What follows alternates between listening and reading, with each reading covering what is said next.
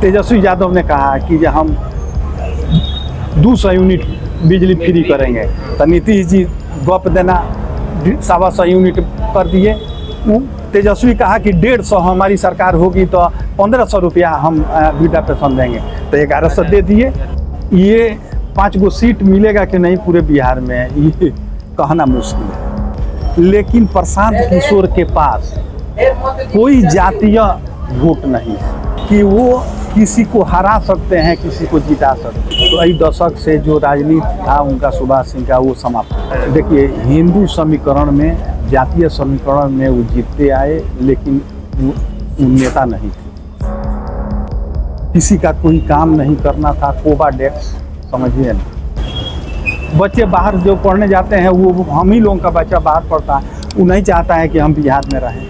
यहीं बगल में उत्तर प्रदेश होने में इसको, बिहार को 100 वर्ष लग जाएगा, जैसे इंडिया को चाइना बनने में 100 वर्ष लग जाएगा। तो यहाँ सब का सारांश यही है कि यहाँ ना कोई नेता है, ना कोई सरकार है। नमस्कार, मैं हूँ आशुतोष तिवारी और आप देख रहे हैं हाल चाल। और हम ऐसे ही गोपालगंज में घूम रहे थे तो हमें हरिराम गुप्ता जी मिले। पॉलिटिकली बहुत एक्टिव और खासकर में अधिवक्ता हैं और गोपालगंज बार एसोसिएशन के पदाधिकारी भी। हमने इनसे थोड़ी देर बात की। हमने जानना चाहा कि आखिर गोपालगंज की राजनीति सिर्फ बीजेपी के इर्द गिर्द क्यों घूमती है। आखिर बीजेपी ही तकरीबन 2 दशकों से इस शहरी विधानसभा सीट पे कैसे राज कर रही है।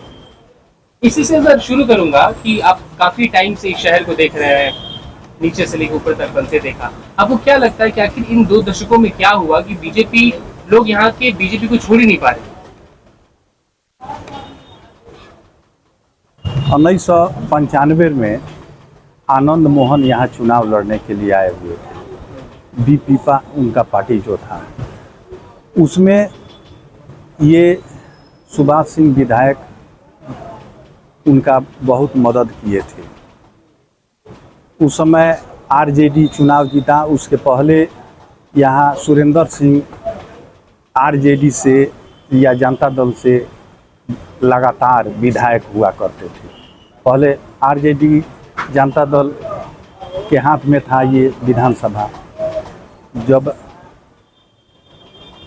1995 में आनंद मोहन चुनाव लड़ने लाए यहाँ पर, तो अब नेता, राजपूत का नेता बन गए ये आनंद मोहन। यहाँ के लिए आनंद मोहन चुनाव हार गए। रामावतार प्रसाद चुनाव जीते यहाँ से 1995 में। उसके बाद यहाँ का नेता अब सुभाष सिंह बन गए, राजपूत लोगों का नेता। अब सुभाष सिंह को बीजेपी यहाँ बीपीपा से टिकट सुभाष सिंह को मिला। उसके बाद बीजेपी देखा कि ये इनको पार्टी में मिला लिया जाएगा तो फायदा होगा, तो बीजेपी में मिल गए और लगातार यहाँ बीजेपी जीतती आई। क्योंकि यहाँ बनिया और फॉरवर्ड का कॉम्बिनेशन था, जिसकी वजह से यहाँ बराबर जीतते आई।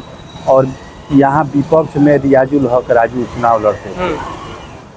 तो यहाँ चुनाव के पहले यहाँ एक हवा उठा दिया जाता था कि यहाँ शहाबुद्दीन, सेकंड शहाबुद्दीन हो जाएंगे। अगर वो जीत जाते हैं तो सेकंड शहाबुद्दीन ये हो जाएंगे।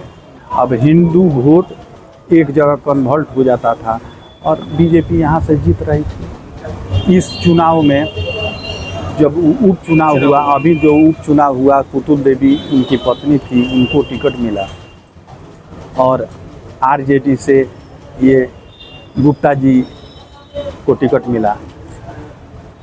तो इस समय वो AIMI के टिकट से, हाँ, उनके टिकट से एक चुनाव लड़ गया, एक थावे साइड का मोहम्मदन, और 17,000 वोट काट लिया और ये मामूली वोट से हार गए। आरजेडी यहाँ से हार गया। तो क्या ये संकेत है जो लास्ट उपचुनाव में मिला कि हाँ, जनता के मन में कुछ और है। अगर रिलीजन वाइज बात करें तो उन्होंने कैंडिडेट चेंज किया, एक हिंदू कैंडिडेट को उतारा, ओबीसी कैंडिडेट को उतारा। अब तो सवाल ये है कि ये वो एक कई दशक से जो राजनीति था उनका सुभाष सिंह का वो समाप्त हो गया। अब पुतुल देवी को चूँकि विधवा हो गई थी इसलिए लोगों ने वोट दे दिया। अब चुनाव से उनका परिवार समाप्त हो गया। अब वो परिवार को कोई वोट देगा नहीं। तो मतलब आपको लगता है कि इस बार के विधानसभा चुनाव में कुछ अलग होना? हाँ, अलग होने वाला है। आपको क्या, आपने ये पूरा जो उनका कार्यकाल देखा, मिनिस्टर भी रहे हैं वो काफी टाइम तक, तो कैसा गोपालगंज को उनका वो देखिए, हिंदू समीकरण में, जातीय समीकरण में वो जीतते आए, लेकिन वो नेता नहीं थे। किसी का कोई काम नहीं करना था, कोबाडेक्स समझिए ना, कोबाडेक्स तरह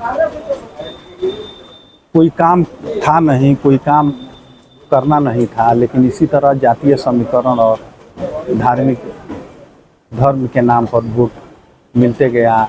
एक अच्छे पार्टी, राष्ट्रीय पार्टी से, बीजेपी से चुनाव लड़ते आए, जीतते आए। उनका भाग्य था, जीत रहे थे।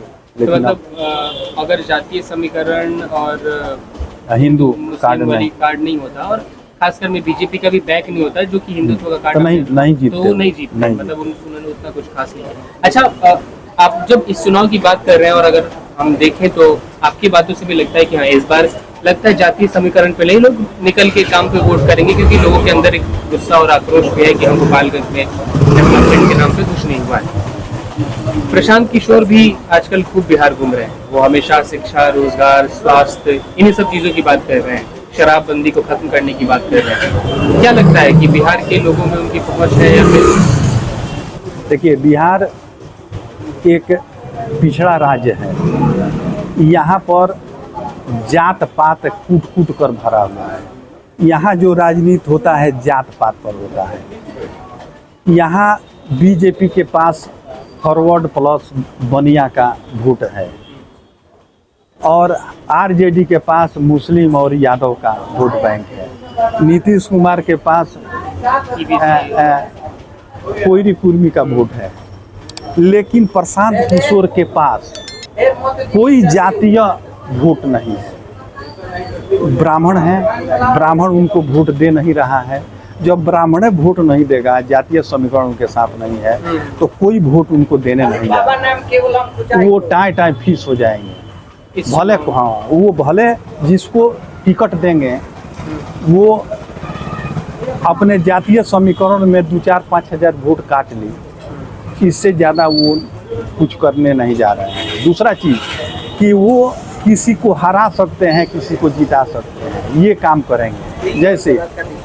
जैसे बैकुंठपुर, चलिए बैकुंठपुर विधानसभा क्षेत्र में अगर किसी यादव को या मुस्लिम को वहाँ टिकट दे दिए तो वर्तमान विधायक आरजेडी के हैं वो हार जाएंगे। अगर वहाँ पर ब्राह्मण तो वोटे नहीं है, वहाँ पर बहुत कम है, लेकिन किसी राजपूत को वोट अगर टिकट मिल गया तो वो सीट काट, तो वो वोट कट जाएगा। और ये क्या नाम है, बाबू साहब के लड़के जो हैं, क्या नाम है उनका, मंजीत बाबू, चुनाव हार जाएंगे। अच्छा चलिए, वहीं चल आइए अब बरौली विधानसभा में इनके दल से 2 कैंडिडेट हैं। एक राजेंद्र सिंह, तो राजेंद्र सिंह को अगर टिकट देते हैं तो वर्तमान विधायक का वोट कट जाएगा, तो आरजेडी जीतेगा। अगर ये एक स्कूल चलाते हैं, एक फैयाज अहमद, उनको अगर टिकट देते हैं तो आरजेडी को नुकसान हो जाएगा। तो ये अभी ये नुकसान और फायदे वाला काम करेंगे। ये 5 गो सीट मिलेगा कि नहीं पूरे बिहार में, ये कहना मुश्किल है। प्रशांत किशोर जी सेम चीज़ अगर नीतीश कुमार के लिए पूछूं तो जी, नीतीश कुमार के लिए सेम चीज़ पूछूं तो उनका क्या भविष्य है इस चुनाव के बाद? देखिए, उनके पास 4-5% वोट है, आज भी है। 4-5% जो है वो लौ कुश का वो वोट आज भी उनके पास बरकरार है। वो जिधर जाएंगे जोड़ देंगे, उधर प्लस हो जाएगा। जिधर रहें, चाहे वो बीजेपी के साथ रहें, चाहे महागठबंधन के साथ, जिधर जाएंगे उधर पल्ला भारी होगा। मतलब किसी का वोट बैंक छिटक सकता है, नीतीश छिटक कुमार सकता का है नहीं नीतीश छिटक कुमार, सकता। नहीं नहीं नहीं, तो उनका मतलब नहीं आप कर ऐसा सकता। कह रहे हैं कि वो अभी भी इस बार इतनी सीटें लाने के काबिल रहेंगे, और ऐसे कैसे हाँ, कह सकते हैं कि उनको ले आएंगे कि मिलेगा। वो एक किंग मेकर की भूमिका निभाएंगे? हाँ, किंग इस मेकर की विधानसभा भूमिका चुनाव में? निभाएगा। उनका सीट बरकरार रहेगा, बढ़ेगा, घटेगा नहीं। इधर देखिए बहुत सारा काम भी किए हैं, बहुत नौकरी चाकरी भी लोगों में दिए हैं, उसको लेके तो उत्साह मार है। होता है कि हाँ है हमारा ना, आरजेडी ये आपको 1100 रुपया वृद्धा पेंशन कर दिए। बहुत जो अस्थायी नौकरी था उसको अस्थायी भी कर दिए। बिजली बिल भी 125 यूनिट सारी किए चीज़ें अगर हम हैं। गिनवाते लेकिन शराबबंदी के चलते लेडीज भी खुश है, तो हो सकता है उनका बढ़े, बढ़ सकता है।